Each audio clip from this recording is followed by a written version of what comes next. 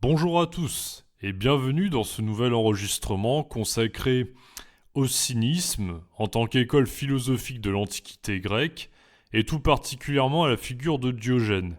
En effet, j'ai déjà abordé la plupart des grandes écoles philosophiques de l'Antiquité grecque, mais pas celle des cyniques qui est sans doute celle qui dénote le plus parmi les grandes écoles. Si on exclut les disciples de Platon et d'Aristote, nous avons quatre grandes écoles qui sont le stoïcisme, l'épicurisme, le scepticisme et enfin le cynisme, dont je vais enfin vous parler cette fois-ci. Si j'en parle seulement maintenant, c'est parce qu'elle est assez peu étudiée et que le corpus de textes lié à cette école est bien maigre. Diogène de Sinope, qui est de loin le plus connu des philosophes cyniques, a beau avoir écrit de son vivant, il aurait même écrit sa propre république à lui, à l'instar de Platon, aucun véritable écrit n'a été conservé. Toutefois, de précieuses sources de documentation fiables sont disponibles, et j'ai pu retrouver des témoignages et parfois même des extraits de discours attribués à Diogène qui donnent suffisamment de matière à réflexion, comme on va le voir. Tout d'abord, il convient de faire quelques remarques étymologiques et historiques concernant le terme même de cynisme. Quand on traite quelqu'un de cynique, c'est rarement flatteur. On pense tout de suite à quelqu'un de désobligeant qui exprime son mécontentement avec beaucoup d'ironie, fait preuve de sarcasme, notamment à l'égard de ce qui a de la valeur. Le cynique, généralement, ne sacralise rien, à commencer par les conventions sociales. Il n'est pas rare de trouver dans la bouche d'un cynique une critique acerbe du mariage qui serait le plus sûr moyen de s'enfermer dans une convention et de se rendre malheureux par exemple. Il y a un rapport éloigné, mais bien présent, avec le mode de pensée des cyniques de l'Antiquité qui consistait à dévaluer ce qui pouvait habituellement être considéré comme bon ou juste du point de vue des institutions, et notamment le mariage d'ailleurs. Toutefois, le cynisme n'était pas tant un adjectif ou une posture, comme cela peut être le cas aujourd'hui dans le langage commun, c'est avant toute chose une philosophie, et plus qu'une philosophie théorique enseignée à l'aide de contenus doctrinal très précis ou de concepts, c'était une philosophie incarnée par des actes. Étymologiquement d'ailleurs, le mot cynique possède une parenté avec le mot grec kuon signifiant chien. En effet, le mot chien a été utilisé en référence à l'attitude d'Antisthène, fondateur de cette école, et servira à désigner par la suite Diogène de Sinope, généralement considéré comme son disciple. Antisthène faisait d'ailleurs partie des disciples de Socrate et se considérait comme son véritable héritier à l'inverse de Platon. Diogène, qui vouait une véritable admiration à Antisthène, confirmait ce point en qualifiant Platon de bavard intarissable et estimait que sa philosophie ne débouchait sur rien de concret. En effet, pour un cynique, une philosophie authentique se donne à voir par des actes et elle doit amener à une remise en question profonde de ce que chaque individu perçoit comme étant le bien ou comme étant préférable dans sa petite zone de confort. Il s'agit d'attaquer directement l'opinion commune qui est méprisée par le cynique. Et d'ailleurs, c'est ce que faisait Socrate, puisqu'il amenait justement n'importe quel citoyen et ses disciples à remettre en question les opinions pour cheminer vers la vérité. Et Diogène considérait que si Platon n'avait jamais dérangé personne avec sa philosophie, bah c'est qu'il y avait peut-être un souci, puisque la vraie philosophie, selon lui, elle doit déranger. Elle doit amener à remettre en question certaines choses qui sont établies conventionnellement comme étant bonnes, voyez ? Donc c'est en ce sens que le terme chien a été utilisé pour les désigner, car ils avaient un côté aboyeur, ou tout du moins agressif et corrosif dans leurs propos, et avaient un mode de vie très proche du reste des animaux. À tout moment, le cynique pouvait interpeller une personne dans la rue pour la railler, remettre en question son allure, son accoutrement, ou le genre de valeur véhiculé par cette personne, en particulier s'il s'agit de consumérisme et d'attachement aux apparences. Le but était d'interpeller les passants et de les faire se remettre en question pour leur bien, mais de façon agressive et marquante, y compris par des actes chargés de défier les conventions et les coutumes en place. En ce sens, le cynique demeure fidèle au modèle socratique dans la mesure où il souhaite faire progresser son interlocuteur, pris au hasard, sur le chemin de la vérité et de la vertu. Le cynique doit nécessairement garder en tête un esprit pédagogue, cependant les méthodes utilisées pour cela sont pour le moins peu orthodoxes et peuvent même être considérées comme choquantes. C'est en ce sens que Platon disait à propos de Diogène qu'il était un Socrate devenu fou, expression très parlante puisqu'elle montre à la fois que celui-ci lui concédait une grande forme d'intelligence et une certaine fidélité à l'esprit de son maître, mais aussi une folie étrangère à toute raison ou sérieux philosophique. C'est d'ailleurs en partie à cause de tout ceci que Diogène est généralement perçu comme un drôle d'hurluberlu qui vivait dans un tonneau et une source d'anecdotes amusantes à lui seul, ce qui est le cas d'ailleurs, mais le réduire à ça serait bien dommage car sa pensée était véritablement puissante et profonde, comme on va le voir à présent. D'ailleurs, il semblerait que celui-ci vivait plutôt dans une amphore, et il est généralement représenté en tableau, comme se tenant près de son amphore en compagnie de chiens qui, à l'instar des cyniques, mordent n'importe qui et font leurs besoins n'importe où. Concernant Diogène lui-même, il était à l'origine un citoyen de Sinope, exilé pour avoir trempé dans du faux monnayage, organisé par son propre père qui était banquier. Cet aspect de la biographie de Diogène est souvent utilisé pour dire que celui-ci est un falsificateur des valeurs traditionnelles. De la même façon que Diogène falsifiait la monnaie, il fera de même pour la coutume et les conventions sociales de son temps. Cette interprétation analogique me semble discutable, dans le sens où elle contient presque un contresens sur la pensée ou les intentions de Diogène, celui-ci considérant que ce sont les conventions sociales qui sont réellement factices, à l'inverse de la nature qui fournit initialement tout ce dont l'homme a réellement besoin, au même titre que n'importe quel autre animal. Diogène serait donc davantage celui qui montre où se situent les fausses valeurs et lui substitue les vraies, bien des siècles avant un certain Nietzsche qui verra en Diogène une figure pour le moins inspirante.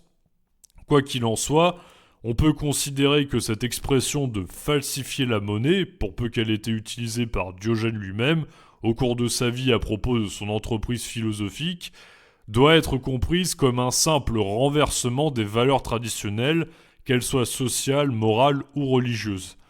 Lors de son exil, Diogène rencontre donc Antisthène, qui prône une philosophie très simple. La véritable richesse est celle qui ne peut être prise par personne et qui demeure inviolable. Il s'agit de la vertu qui demeure accessible aussi bien à l'homme qu'à la femme et qui peut donc s'enseigner. Il s'agit de vivre en conformité avec la nature et cette vertu se pratique par les actes qui exigent de satisfaire nos instincts immédiats plutôt que de suivre la simple coutume. Il faut ainsi fuir les biens matériels poursuivis par la foule d'insensés qui composent la majorité du genre humain. C'est en désapprenant ce qui est mal et en faisant table rase des coutumes et des normes issues de la société dans laquelle nous vivons que nous pouvons alors réévaluer adéquatement celles-ci et percevoir leur dimension artificielle et pernicieuse qui nous éloigne de l'essentiel et de ce qui peut réellement nous conduire au bonheur. Le bonheur réside dans la vie la plus simple possible, qui nous amène à l'absence de vanité entretenue par nos possessions matérielles, permises par la civilisation, et ainsi à une sagesse menant à l'ataraxie qui est l'absence de trouble de l'âme, comme vous le savez sûrement déjà. C'est d'ailleurs le point sur lequel les cyniques sont en tout point identiques aux autres grandes écoles qui suivront. En tout cas là-dessus, ils sont totalement de leur temps.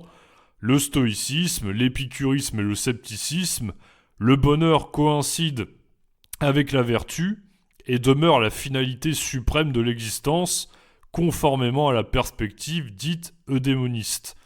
On notera d'ailleurs que la liberté coïncide également avec ce bonheur, comme chez les stoïciens qui seront influencés par le cynisme, par justement cette liberté à l'égard des représentations que l'on retrouve déjà chez eux, car justement, le cynique, pour parvenir à ce bonheur, doit résister à la souffrance de l'inconfort lié à l'abandon des biens matériels qui découlent de la civilisation, et il doit faire preuve d'une grande force de volonté semblable à celle de Socrate pour Antisthène.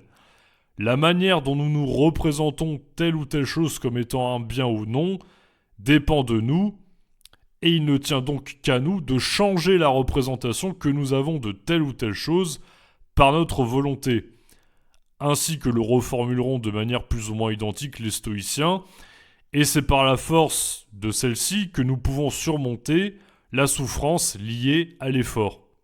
Antisthène défend une autre idée importante qui sera creusée par Diogène comme on le verra, celle selon laquelle le plaisir n'est pas à chercher et même à fuir s'il n'est pas précédé d'un effort important. Un plaisir qui ne repose sur aucune souffrance préalable liée à un certain effort pour l'obtenir n'a pour ainsi dire aucune valeur et nous éloigne du réel bonheur. Mais je reviendrai dessus plus tard. Diogène rencontre donc Antisthène et demeure fasciné par le personnage. Celui-ci ne voulait avoir aucun disciple, mais Diogène ne pouvait pas s'empêcher de le coller, ce qui a amené Antisthène à vouloir lui administrer des coups de bâton pour le faire partir.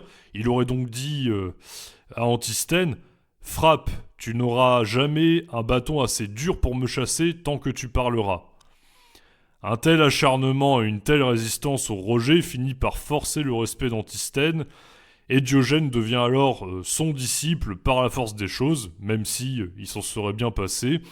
Donc cette anecdote-là nous renseigne aussi un peu sur l'état d'esprit des cyniques.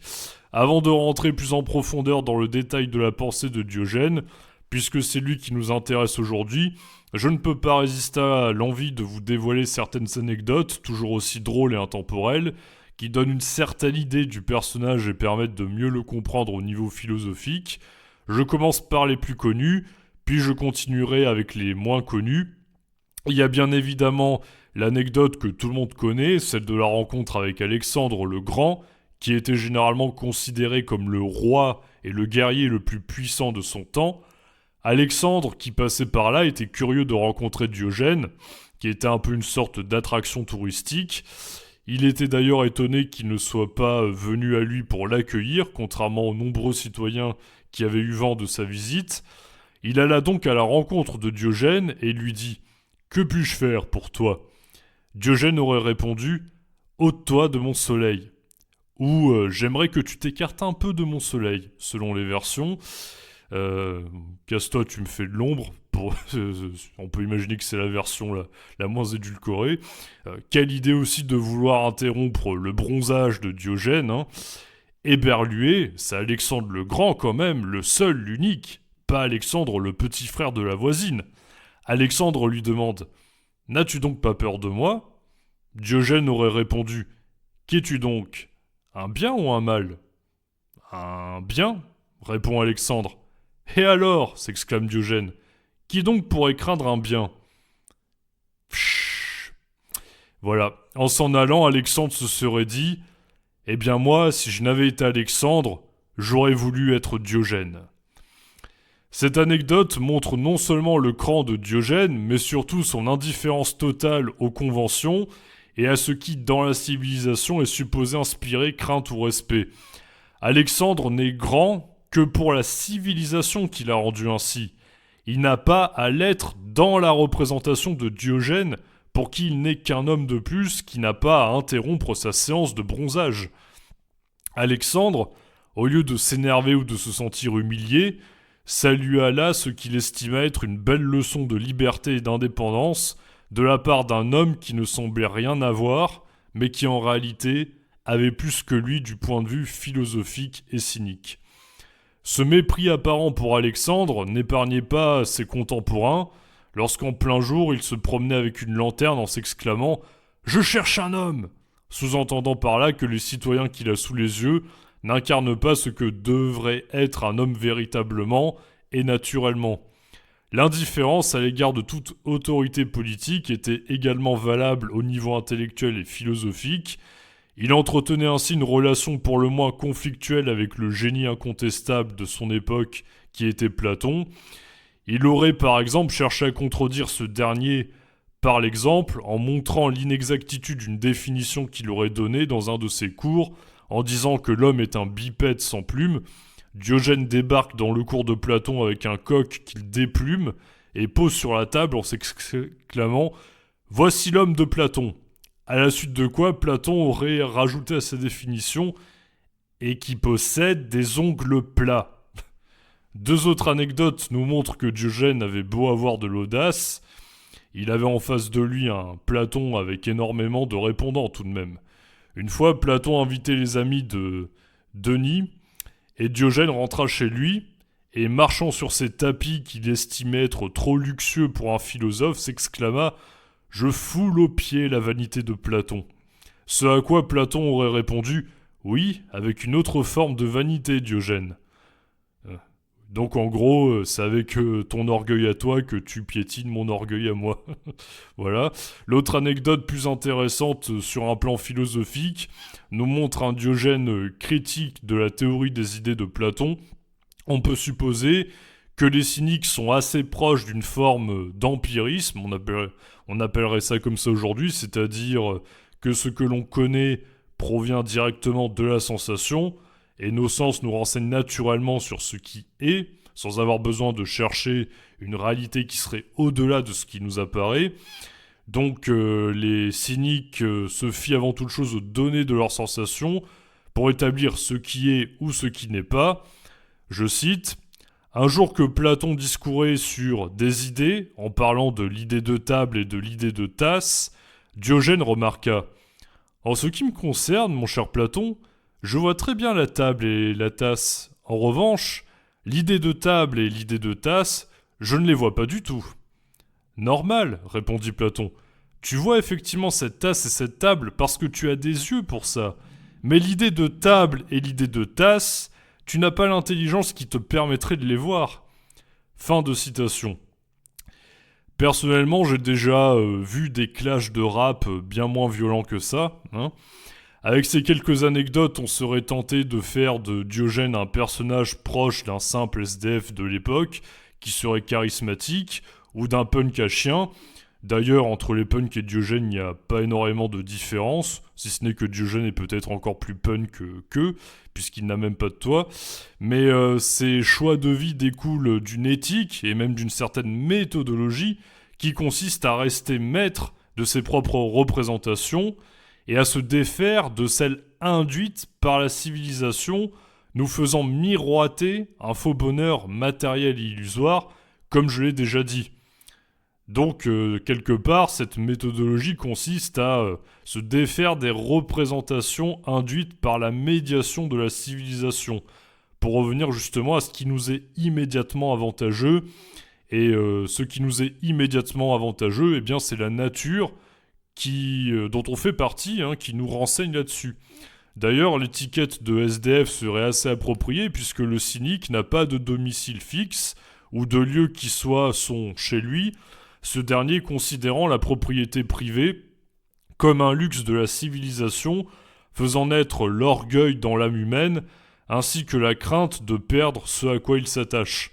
Il faut être prêt à l'instar de certains animaux, tels les oiseaux migrateurs, à partir loin si le climat devient insupportable, à vivre en extérieur par exemple. L'entreprise de remise en question des normes établies par la civilisation passe par plusieurs aspects, à commencer par la valorisation de la simplicité qui découle de la nature face à la facticité et à l'artifice des lois qui ne sont nullement reconnues comme telles par le cynique. C'est d'ailleurs de là que vient la fameuse anecdote, qui est l'une des plus connues, si ce n'est la plus connue, concernant Diogène, à savoir l'onanisme en place publique. Aujourd'hui, on parlerait simplement d'exhibitionnisme passible de sanctions pénales, mais selon Diogène, qui s'y a donné parfois, le paluchage du chibre en public est une pratique naturelle qui défie certes les conventions établies, mais qui demeure conforme à ce que la nature nous enjoint à faire pour satisfaire notre besoin sexuel. La nature ne nous dit pas d'aller nous cacher dans notre chambre afin d'y flatter Popol ou Bébert devant une revue Playboy pour les plus vintage ou devant je ne sais quel site pour adultes abritant des photos ou des vidéos de sublimes créatures.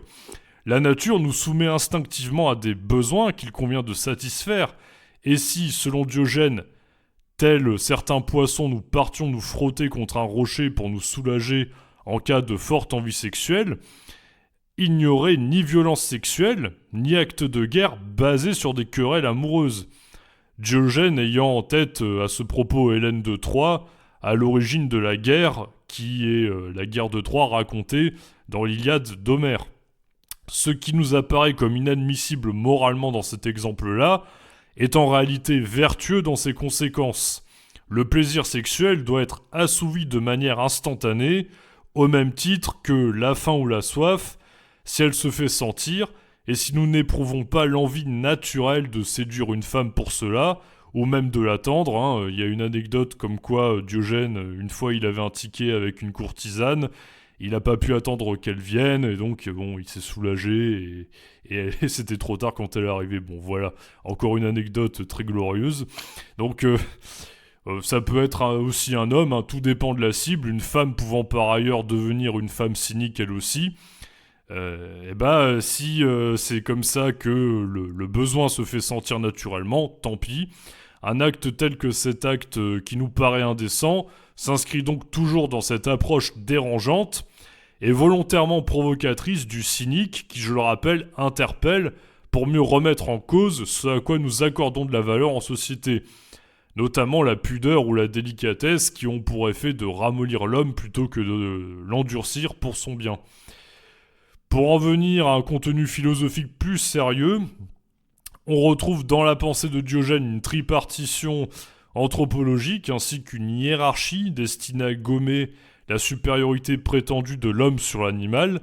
Selon les cyniques, la culture relevant de l'artifice et du superflu, et nous éloignant d'une humanité originelle qui était alors sans trouble, c'est à cette humanité qu'il faut nous efforcer de revenir, en désapprenant le mal et le trouble véhiculé par les biens matériels et le confort non essentiel de la civilisation.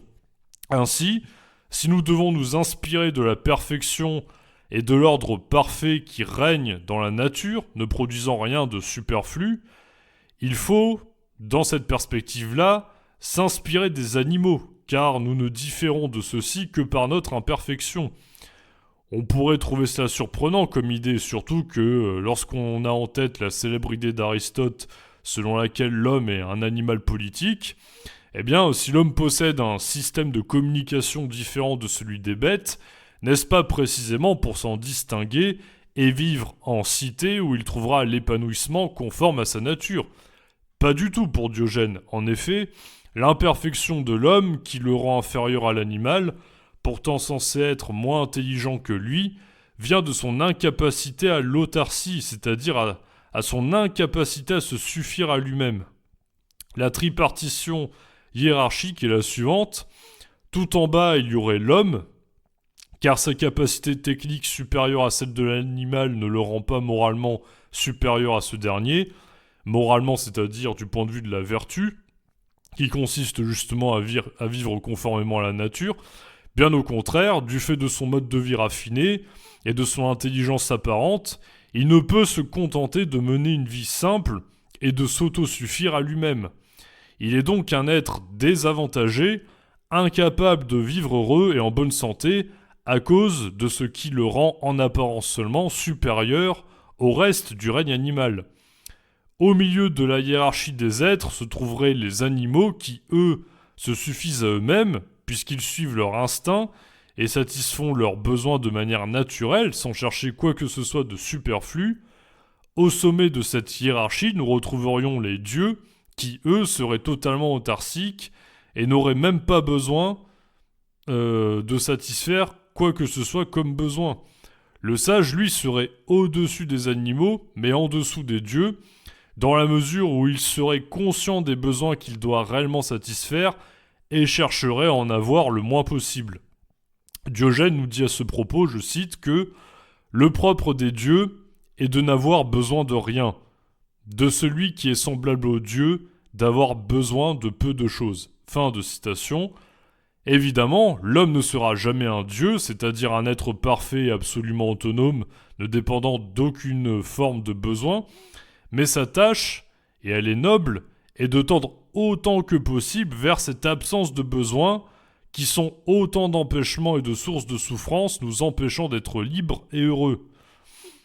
Évidemment, si on est un dieu, on subsiste par soi-même, on n'a aucun besoin à satisfaire, l'homme ne le peut pas, mais il n'empêche qu'il devrait tendre au maximum vers cet idéal. À noter que les dieux ne sont pas postulés comme des êtres existant réellement par Diogène, celui-ci étant plutôt agnostique et ne trouvant dans l'expérience et le raisonnement aucun élément susceptible de nous permettre d'affirmer qu'un ou plusieurs dieux existent.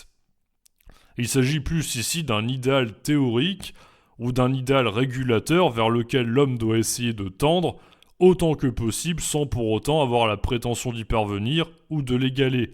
En ce sens, le cynique ne commet pas la faute d'hubris, c'est-à-dire de démesure à l'égard des dieux, qui était considérée comme la pire faute qui soit dans l'Antiquité grecque. Ainsi, nous pourrions dire que, pour un cynique comme Diogène, la nature est la mesure de toute chose, y compris l'homme, qui ne perçoit celle-ci que comme une source d'inconfort et de danger, à cause de son absence de vertu. L'homme doit donc s'inspirer de l'animal s'il veut bien vivre, et non pas de ce qu'il a sous les yeux lorsqu'il observe cette bande de gros fragiles qui vivent dans de grandes villes et courent après le luxe sans jamais avoir l'âme au repos. Toutefois, Diogène n'idéalise pas les animaux et admet que certains peuvent avoir certains défauts. La fourmi peut se montrer radine, ou le hanneton glouton. Le rôle du philosophe est justement de discerner ce qui, chez les autres êtres naturels, qui sont régis par l'instinct, est un modèle de simplicité et peut nous conduire à une vie vertueuse faite de sobriété heureuse. Par ailleurs, l'homme aussi doit être capable de vivre au rythme des saisons, tout comme le lièvre, le cerf ou les oiseaux migrateurs, qui sont bien capables de se réfugier dans des endroits adéquats lorsque la température change. La nature nous donne à voir un idéal autarcique face auquel nous devons tendre au maximum dans notre propre comportement. C'est bien beau tout ça, mais je devine aisément qu'après avoir écouté cet enregistrement, aucun de vous ne laissera tout tomber pour vivre dans une grande amphore et vivre une vie de bohème, et pour cause, le mode de vie de Diogène, très beau lorsqu'il en parle, ne nous fait pas rêver, nous autres citadins décadents du XXIe siècle. Mais justement, Diogène a anticipé ce rejet et il l'explique par un élément fondamental que nous négligeons, notre corps. En effet, si nous rejetons un mode de vie au contact de la nature et assimilons la civilisation à une condition élémentaire, mais pas suffisante d'ailleurs, du bonheur, c'est précisément parce que notre corps est trop fragile, plus que celui de nombreux animaux, est trop sensible à la douleur, à l'inconfort. D'ailleurs, Diogène trouvera un contre-exemple avec la grenouille. Il dira le corps de la grenouille qui n'a ni poils ni plumes n'est pas forcément moins fragile que celui de l'homme. Et pourtant, est-ce que la grenouille elle vit dans une cité ? Non, quelle idée alors ? Pourquoi est-ce qu'on vivrait pas comme les grenouilles ? Bon, c'est pour cela que Diogène va jusqu'à dire qu'il faut bannir le plaisir lié aux biens luxueux de la civilisation, qui nous procure toutes sortes de satisfactions illusoires, incapables de nous contenter durablement. Il faut même chercher la souffrance et aller à l'inverse de ce qui nous est présenté comme un bien apparent dans notre construction culturelle, car elle seule peut endurcir notre corps et donc notre métabolisme. En fait, c'est très logique, parce que ce qui est présenté comme un bien, comme je l'ai déjà dit, par la civilisation, en réalité, c'est un mal. Donc, si on fait l'inversion des valeurs, comme je l'ai dit avant, c'est dans la nature qu'on va trouver ce qui est bien, voyez ?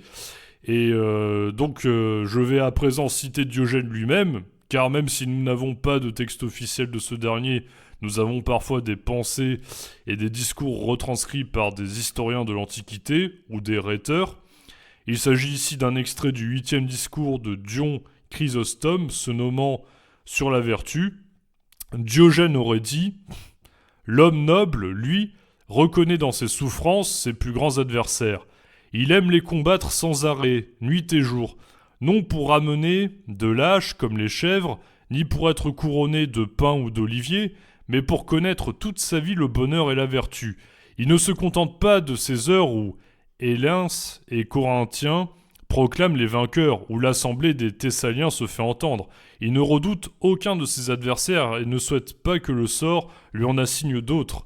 Non, il les défie tous à la file, il rivalise avec la faim, le froid et supporte la soif. Il ne montre aucune faiblesse, même s'il lui faut subir le fouet, le fer ou le feu. La misère, l'exil, le mépris et autres maux du même genre n'ont rien de terrible à ses yeux. Au contraire, ce sont de pures vétilles, avec lesquelles cet homme parfait se plaît souvent à jouer, comme les gamins avec leurs osselets et leurs ballons bariolés. En effet, poursuivit Diogène, les lâches trouvent tous ses adversaires terribles et invincibles. Mais l'homme qui les méprise, qui a le cran de s'y frotter, les jugera vils et incapables de triompher d'efforts. Vu comme ça, ses adversaires ressemblent beaucoup aux chiens qui coursent les fuyards, les mordent et peuvent les mettre en pièces s'ils leur tombent entre les pattes. En revanche, devant ceux qui sont prêts à en découdre et osent les affronter, ces molosses prendront peur, reculeront et remueront enfin la queue dès que ces hommes-là leur seront familiers. La plupart des gens, pourtant, tremblent devant ces adversaires, les fuient et les évitent en permanence, sans jamais les regarder en face. Au fond, il en va comme des boxeurs accomplis. Ils ne se laisseront pas frapper et finiront même souvent par envoyer leur rival au tapis s'ils anticipent ses mouvements. Mais ils encaissent les coups les plus durs, si la peur leur fait céder du terrain. De même, si nous acceptons nos souffrances, en les regardant de haut et allons volontiers vers elles, elles ne pourront pas nous faire grand-chose. Mais si nous nous défilons et battons en retraite, elles n'en sembleront que plus grandes et plus fortes à tout point de vue. Tu peux constater la même chose avec le feu. Si tu mobilises toute ton énergie pour tenter de le maîtriser, tu l'éteindras. Si tu t'en méfies, si tu le redoutes, tu te retrouveras salement brûlé, comme les enfants qui jouent avec le feu en essayant de l'éteindre avec la langue. Fin de citation. Ici, les comparaisons de Diogène sont particulièrement édifiantes. Le philosophe cynique est comparable à un boxeur qui va anticiper les coups, qui sont autant de souffrances qu'il sait inévitables. Il va donc admettre qu'il y a des coups qui sont inévitables, mais il va justement de cette manière-là éviter les pires qui soient, avant de mettre son adversaire au tapis. Le boxeur est endurci, il est paré à faire face à la souffrance. Eh bien, le philosophe cynique, c'est pareil. Les adversaires terribles dont parle Diogène sont la souffrance liée à la faim, à la soif ou à l'inconfort, par exemple. Ces adversaires qui éloignent l'homme de son véritable bonheur sont redoutables. Dans la représentation, on y revient, de celui-ci, qui se les imagine ainsi. Représentation influencée par sa vie en civilisation. Ce qui est très intéressant et profond dans cette idée de Diogène, qui montre justement en quoi on ne peut pas vraiment le considérer comme étant trop proche de l'épicurisme, c'est que justement, il ne s'agit pas de chercher le plaisir. Vous voyez, en tout cas, il semblerait même qu'il faille chercher la souffrance en premier lieu. C'est une idée qui paraît complètement qui est contre-intuitive. Si on cherche le bonheur par définition, on va chercher le plaisir et pas la souffrance.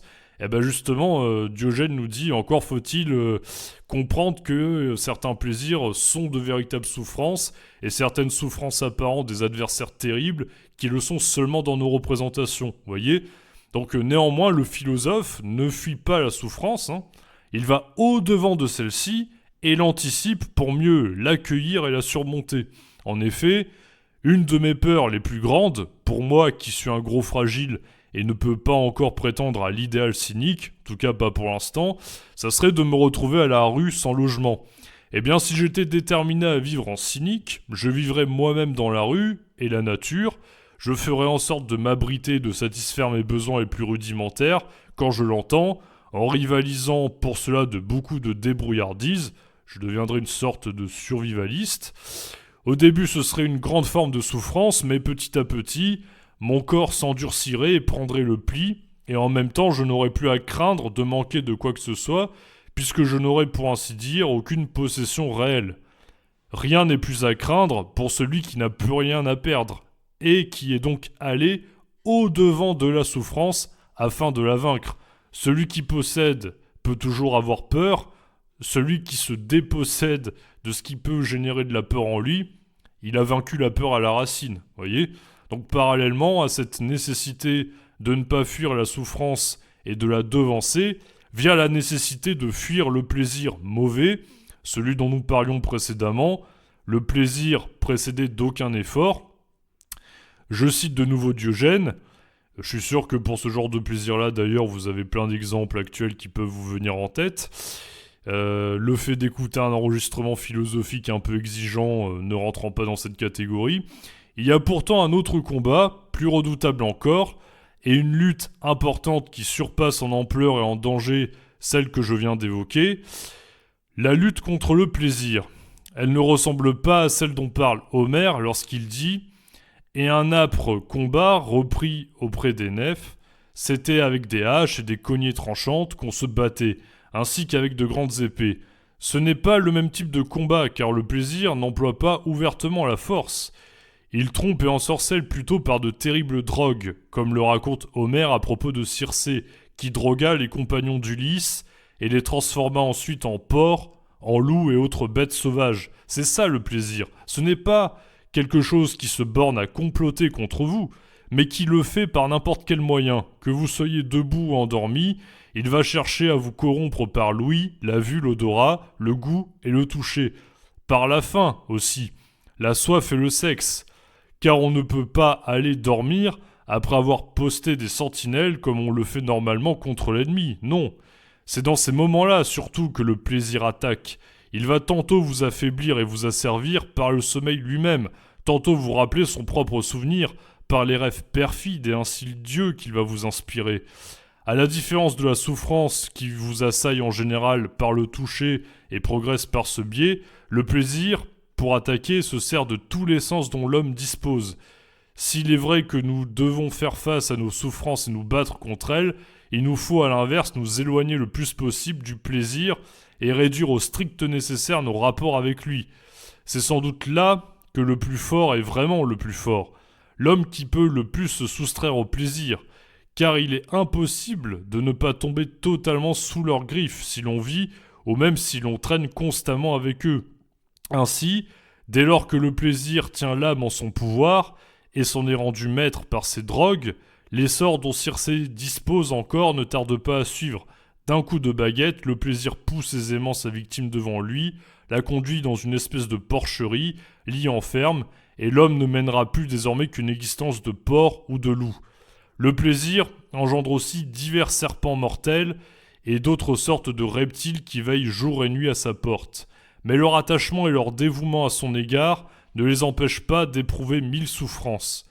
Car après avoir dominé et possédé ses victimes, le plaisir les livre aux peines les plus odieuses, les plus insupportables. Voilà la lutte que je m'obstine à mener au péril de ma vie contre le plaisir et la souffrance sans que personne ne s'en soucie.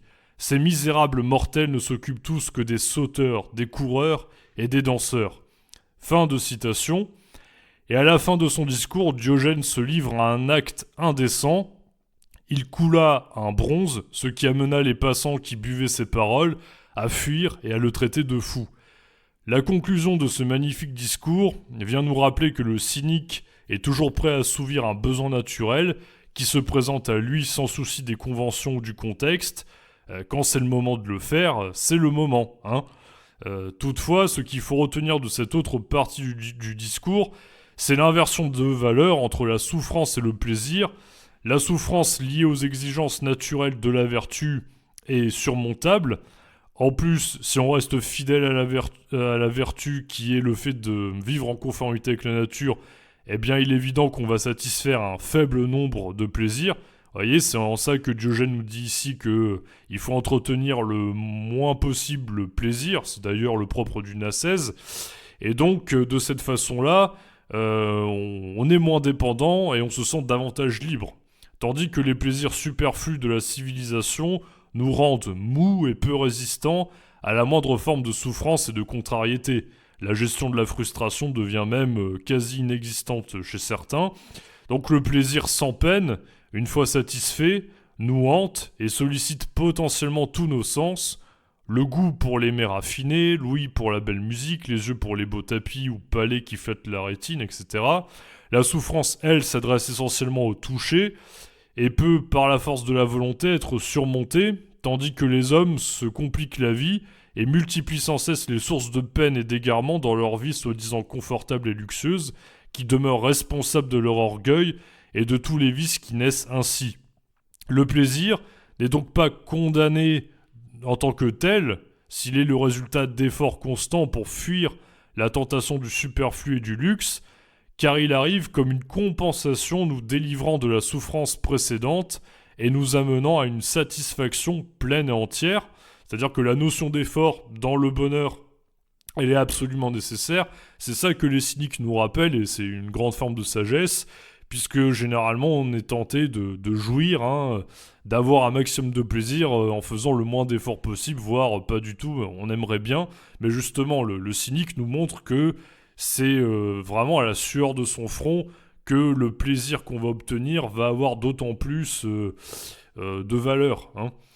Et donc, justement, celui qui vit empêtré dans des plaisirs sans cesse renouvelés, liés au luxe et à la civilisation, eh bien, il est condamné à partir du moment où la source de son plaisir est superflue, et si son effort pour y parvenir est moindre.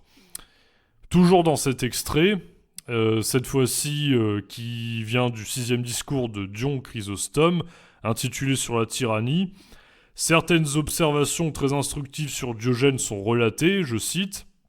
Contrairement à ce que pouvaient penser quelques idiots, Diogène ne négligeait pas son corps, mais comme il le voyait souvent frissonner, passer son temps à l'extérieur et endurer la soif, c'est sot s'imaginer que la vie et la santé ne lui importaient guère.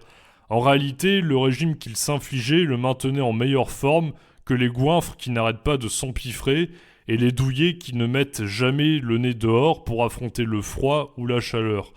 Le plaisir qu'il prenait à manger, à se chauffer au soleil, en était décuplé. Mais les saisons, surtout, le ravissaient. Il se réjouissait de la venue de l'été, quand l'air déjà se radoucit, sans s'attribuer pour autant de le voir s'achever, car il se sentait alors délivré des trop fortes chaleurs. À force de suivre la marche des saisons, Diogène s'y était peu à peu habitué et accueillait sans peine chacun des deux extrêmes. Il se mettait rarement devant une bonne flambée, à l'ombre ou à l'abri si le temps ne l'imposait pas. Il n'était pas comme les autres, comme ces hommes qui peuvent toujours faire du feu, qui disposent d'un toit et d'un tas de vêtements et fuient donc aussitôt le grand air dès qu'ils sentent qu'ils ont froid, qui affaiblissent leur corps et le rendent incapable de supporter l'hiver. Comme ils peuvent passer l'été en profitant largement de l'ombre et boire du vin à volonté, ils traversent la vie sans connaître les ardeurs du soleil, la torture de la soif. Ils restent à la maison autant que les femmes, abandonnent leur corps à la paresse, à l'inaction, et laissent leur âme alourdie par l'ivresse dans une complète léthargie. C'est justement la raison pour laquelle ils ne cessent d'imaginer à la fois des plats malsains et des bains pour en contrer l'effet. Il leur arrive souvent, dans une seule et même journée, d'exprimer le besoin d'un vent frais et celui d'un manteau, de réclamer à la fois de la glace et du feu, de vouloir en même temps, comble du non-sens, avoir faim et avoir soif. En dépit de leurs mœurs licencieuses, ils n'ont aucun plaisir à faire l'amour parce qu'ils n'attendent pas d'en éprouver l'envie. Aussi, recherchent-ils des plaisirs dénués de joie et d'agrément. Diogène, en revanche, attendait toujours d'avoir faim et soif avant de se nourrir, et pensait qu'il n'y avait pas d'apéritif plus efficace et plus piquant. Ainsi, le plaisir qu'il trouvait à manger une simple galette et à boire l'eau des sources dépassait celui que ressentaient les autres à déguster les mets les plus coûteux et du vin de Thasos. Il se moquait des assoiffés qui ne s'arrêtaient pas devant une source, mais remuent ciel et terre pour savoir où se procurer du vin de Chios ou de Lesbos. Il répétait que ces gens-là étaient encore plus bêtes que les bestiaux, car ces derniers, lorsqu'ils ont soif, ne passent jamais devant une source ou un ruisseau limpide sans s'arrêter, et ne s'abstiennent pas non plus, lorsqu'ils ont faim, de manger les feuilles les plus tendres et l'herbe qui peut les rassasier. Fin de citation. On retrouve ici implicitement l'idée selon laquelle l'intelligence humaine et son raffinement technique le rend finalement parfois plus bête que l'animal, puisqu'il est capable de se satisfaire de plaisirs simples, boire l'eau d'une source par exemple, s'il a soif, au lieu de chercher des vins précis pour s'enivrer. L'animal ne manque pas de sens pratique. Certes, boire de l'eau de source demande moins d'efforts que de se procurer du grand vin, mais à terme, il faut plus d'efforts pour résister à la tentation d'un bon vin qu'à de l'eau de source, et finalement, l'eau de source ne fera pas naître de mauvais désirs troublant sans cesse notre âme. L'effort pour vivre comme Diogène est plus grand que de vivre selon l'opinion commune que méprise le cynique, selon laquelle le bonheur est une question d'argent et de biens matériels, opinion encore très répandue d'ailleurs et qui refuse de mourir. De plus, on constate ici qu'il existe un rythme naturel auquel s'adapte Diogène afin de vivre en symbiose avec la nature. Par exemple, Diogène ne boit ou ne mange que s'il a faim ou soif. Il n'a pas une heure précise pour manger ou boire, comme nous, et respecte ce que son propre corps lui réclame. Si vous êtes un peu cynique, par exemple, vous mangez pas parce qu'il est midi ou 13h, vous mangez si vous avez faim. On s'est tous déjà forcés à manger parce que c'était l'heure sans forcément avoir faim, par exemple. Je suis sûr que ça vous est tous déjà arrivé, vous voyez. Donc si Diogène vit dans l'indigence, c'est pour mieux endurcir son corps, rendu fragile, chez les autres hommes par leur confort de vie. Ainsi ne subsiste une fois la souffrance affrontée que le plaisir réel et le bonheur durable de l'insouciance. Je cite de nouveau le texte sur lequel je m'appuie. Il soutenait aussi que les hommes, du fait de leur mollesse, mènent une existence plus minable que les bêtes, car ces dernières se désaltèrent avec de l'eau et se nourrissent avec de l'herbe.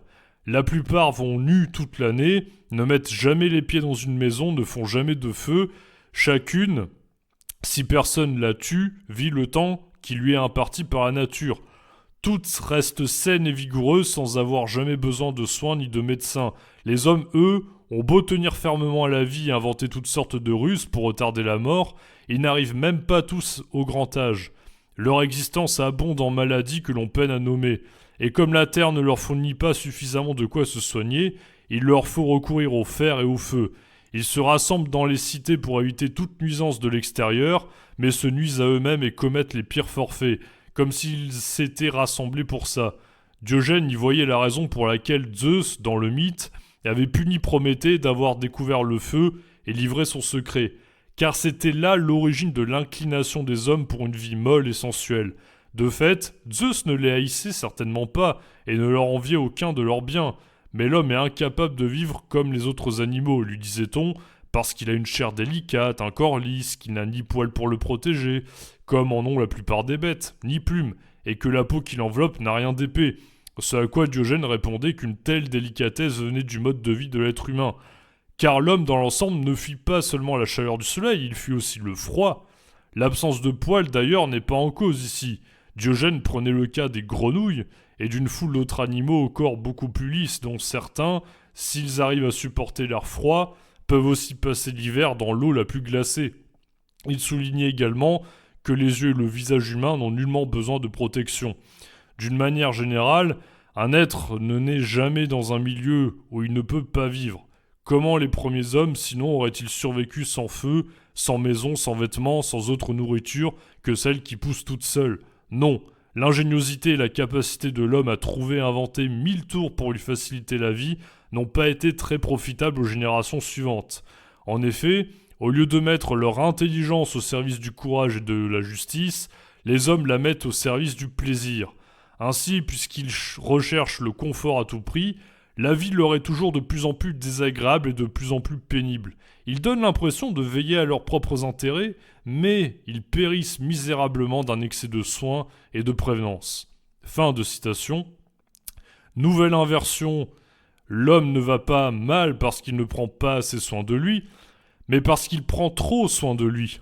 La reprise du mythe de Prométhée est géniale à plus d'un titre, car c'est sans doute l'un des principaux arguments philosophiques et mythiques que l'on pourrait utiliser contre Diogène en lui disant que si les hommes ont développé la culture, le raffinement et la civilisation grâce au vol du feu représentant la technique par Prométhée pour sauver l'humanité et leur donner accès à un savoir-faire réel, c'est bien parce qu'ils n'étaient pas faits pour vivre comme les autres animaux, du fait notamment de leur absence d'organes naturellement adaptés à leurs besoins. Diogène dément cette version du mythe et considère que si Prométhée est puni, ce n'est pas parce qu'à cause de lui l'humanité allait risquer de se prendre pour l'égal des dieux à cause de son trop grand savoir, c'est parce que dorénavant, elle sera de plus en plus prévoyante, à l'image de Prométhée, mais trop prévoyante, et donc engendrera du superflu lié à cette technique et finira par se perdre dans des plaisirs contre nature qui ne lui correspondent plus et qui le hanteront jusqu'à une mort prématurée, liée à la vie stressante et épuisante qui l'aura mené pour pouvoir toujours se procurer ces plaisirs-là qui n'avaient rien de naturel, justement. Et oui, parce que l'homme s'affaiblit considérablement par son mode de vie, et il n'a même plus la volonté et le courage suffisant pour faire face à ces nombreuses obligations qu'il s'est mis sur le dos tout seul. Hein, c'est un peu ça l'ironie, c'est que au plus l'homme gagne les moyens d'être heureux en apparence, au plus il va créer de sources potentielles de malheur. Notons également que Diogène est mort vieux pour l'époque, à l'âge probable de 90 ans, parce qu'il aurait soi-disant mangé un poulpe cru, donc pas de vieillesse d'après cette version, mais qui reste... Enfin, c'est la version qui reste encore la moins délirante, hein, il y en a d'autres. Je la trouve un peu plus crédible que celle où on nous dit que ce serait volontairement retenu de respirer, hein, ça me paraît extrêmement improbable et même impossible. Donc vivre comme Diogène comporte certes des risques, mais le fait est que celui-ci n'a pas eu de cancer ni de maladie grave et a toujours, selon ses propres dires, apprécié la vie en elle-même et pour elle-même, ainsi que les plaisirs durement acquis que son mode de vie naturel lui permettait de satisfaire sans souci des conventions. Finalement, on pourrait dire que si l'homme n'avait ni crocs ni griffes, il avait tout de même un élément naturel qui le distinguait des autres animaux et lui permettait de s'adapter à son environnement. C'était son intelligence lui permettant la connaissance de la vertu qu'il peut transmettre, rappelons-le, et qu'il a aussitôt délaissé par son mode de vie citadin et superflu. La technique n'est qu'une facette de l'intelligence humaine et pas celle qui l'élève au-dessus des autres animaux, au contraire, à l'inverse de la sagesse, elle le maintient au bas de la hiérarchie dont nous parlions tout à l'heure, puisqu'elle l'empêche de parvenir à une réelle autarcie qu'il tiendrait de lui-même et de ses propres efforts, sans passer par des connaissances techniques ou scientifiques toujours plus élaborées et partiellement maîtrisées. Ainsi, la philosophie, en plus d'enseigner ce qu'est la véritable vertu, doit nous rendre suffisamment prudents, nous permettre d'anticiper la souffrance en s'y confrontant, plutôt que de développer toujours plus de produits techniques sans même savoir si cela répondra réellement à un besoin naturel et valable. Ce point est confirmé par la citation suivante. Comme on lui demandait ce qu'il avait gagné à faire de la philosophie, à défaut d'autre chose, dit-il, je suis au moins préparé à toute éventualité. À la question de savoir d'où il était, notre homme répondit « Je suis citoyen du monde ». Fin de citation. En effet, Diogène n'est pas resté célèbre uniquement pour ses provocations légendaires ou pour avoir donné son nom à un syndrome en psychiatrie, le syndrome de Diogène, consistant à vivre dans la pauvreté et dans l'accumulation d'objets divers. Diogène n'accumulait pas n'importe quoi d'ailleurs, mais seulement des choses susceptibles de lui être utiles. Enfin, en tout cas, de vivre avec une hygiène extrêmement douteuse et d'accumuler beaucoup d'objets. Il se trouve que Diogène, lui, comme on nous l'a dit, prenait soin de son corps et que, par contre, effectivement, il accumulait des choses qui pouvaient lui être utiles.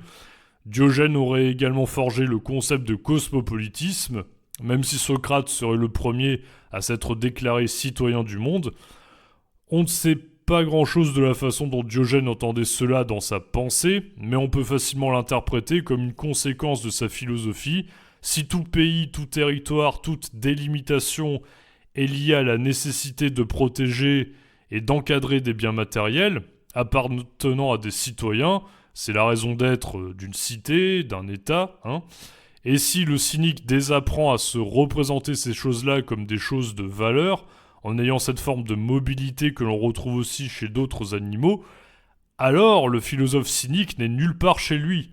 C'est un aventurier toujours prêt à s'exiler, qui n'a pas peur de partir loin de l'endroit où il se situe actuellement et qui s'adapte au rythme des saisons et de la nature.